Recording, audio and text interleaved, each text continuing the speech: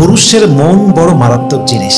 একবার মন থেকে ভালো লেগে গেলে কখনোই ছাড়তে চায় না, আর একবার মন উঠে গেলে হাজার চেষ্টা করলেও পুরুষ তার দিকে চোখ তুলে তাকায় না, ঠিক কিনা বলেন?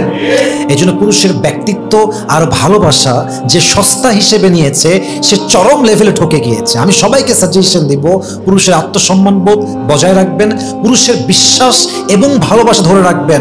পুরুষ পুরো পৃথিবী আপনার এগেনস্টে গেলেও সে আপনাকে ছাড়বে না, সে আপনাকে শক্ত করে ধরে রাখবে, ঠিক কিনা বলেন? আল্লামা ইকবাল রহমতুল্লাহ আলাইহি খুব সুন্দর করে লিখেছেন, मर्द का दिल एक अजीब सा राज होता है।